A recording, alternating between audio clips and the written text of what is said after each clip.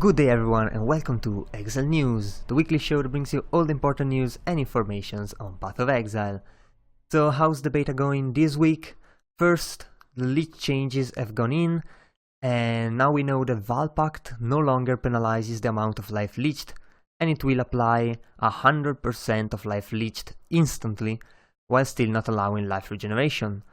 Pact has also been moved between the Shadow and the Ranger on the passive tree. It's right in the middle of those two classes.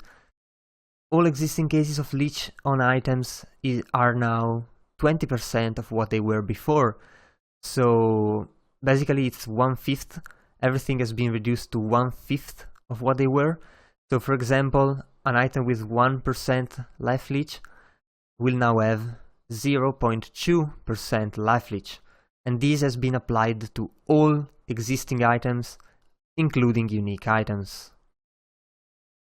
Also, there has been a change to status ailments, so now the duration is calculated in a different way than before, and now every ailment lasts for 60 milliseconds for every 1% of life dealt by the appropriate element, to a maximum of 50%.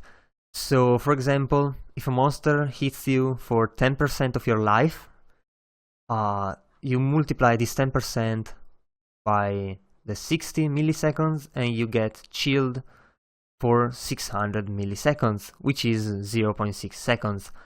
This is to reward those players who actually invest into status ailment duration, and to reduce the ability of players to capitalize on status ailments such as shock, which usually gets splashed around with elemental proliferation, and it was too easy with just a little bit of lightning to consistently shock huge packs for quite a long time. So this should be not so easily done as it was before. Also, this will be a good change for the defense, as now monsters will not freeze you for forever, as sometimes used to happen when you got hit for like a lot. But yeah, all in all, these changes should provide a more consistent behavior for the status ailments. Also, some spell effectiveness has been changed. For example, Arc has gone up a little bit, Ball Lightning has gone down a little bit, and many more. You can check them out if you have a particular interest in a specific one. Other than that, here we got the list of the new spell damage mods that have been added. So the flat fire damage to spells, flat cold damage to spells, and flat lightning damage to spells, all the way capping up at item level 83. Is the beta still on track? Sure looks so, and it's aiming to introduce the latest part of Act 4 around the 1st of July, which means there's not going to be a release during the first week. Probably, my guess is not the second week either, maybe the third week, so that's where I'm expecting it to go, but we'll see about that. And last week we saw 2 unique items which were used to level up faster, and now we can see 2 new unique items which are probably endgame items this time. So this one, it's a Noric mace, a one-handed mace, which focus on stun. It has of course flat physical and percentage physical to give it a decent physical damage. And then it has reduced enemy stun threshold, increased stun duration, cannot knock enemies back, and all attack damage chills when you stun. So this is a stun focused mace, of course, and it is obviously going to base its strength on the fact that it chills when it stuns, so you can add hypothermia to your skill, and when the monster is chilled, it's stunned. It also gets more damage from the hypothermia, which means they will get stunned again, and you can basically stun lock forever. Also, the fact that it doesn't knock back will allow you to use heavy strike very effectively for a high single target damage. Second weapon is another one-handed mace. This time it's a Karui Scepter. It increases elemental damage as implicit, has a lot of flat physical damage.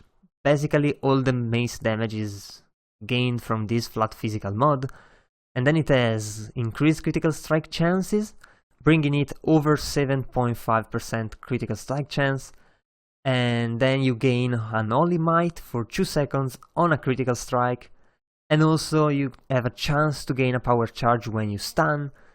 So when you critically strike, you will most likely stun the monster because you'll do enough damage to do so, and you will have a chance to gain a power charge, and that is going to be pretty good. I wonder which build is going to use these kind of maces, but I'm sure both of those will be used, maybe even together on a dual wield build focused on stun and maybe crit, who knows. Still, interesting uniques that are definitely going to be used. And speaking about uniques, here's a new one. It's Ventrous Gamble. It's a gold ring, so it has increased rarity of items found as an implicit, and this item is blank at the moment, but if you followed Reddit, there's been a couple of datamine posts about it, and if it remains the same, it's pretty much going to be a gamble, as the name says, because you will have a fixed set of stats, and those stats will range from being extremely awesome to extremely bad. So it's all about the luck when you identify it or when you divine it. Of course, I'm pretty sure getting a perfect ring is going to be extremely hard.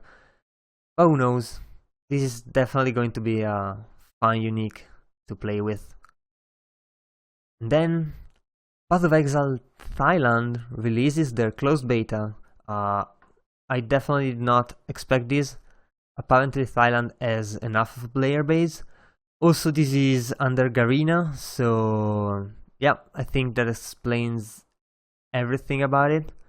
But other than that, if you are from Thailand and you wish to have a decent ping, you might actually want to try it there. And next we got the hideout of the week, which is the Castle of Pennsylvania, which is another Zana base hideout, which this time tries to depict a castle. You can see here the throne room with a pretty cool throne effect and a very great smart use of the fireplace decoration right there. Other than that, well, of course, it's a really good hideout. It's also really good skins on the character. I'm pretty sure GGG is like trying to get people to buy some microtransactions. But yeah, that's about it. And lastly, we got GGG moving offices. So at the beginning, before the game was even out, Grinding Gear Games was based in the garage of Chris Wilson. Afterwards, they moved to a new office, and then they began to buy out more of that building. However, just having different offices is not that effective for communication, so GGG is moving to a new office which can support up to pretty much double the stuff they currently have. So judging by this, it seems like GGG is in a very good growth moment, which is not hopefully going to stop anytime soon, and it's going to be even better with the expansion launch, which is coming probably around mid-July. And there's also a picture of the old office, which really makes it look like a haunted house. But we know better, it's a great place. But yeah, that's about it for this week. So if you liked the video, or if you enjoyed it, please leave a like and a comment down below. And also, if you want to remain updated every week, be sure to subscribe to my channel. So that was it. I've been your host, Giorgio, and I'll see you guys the next time.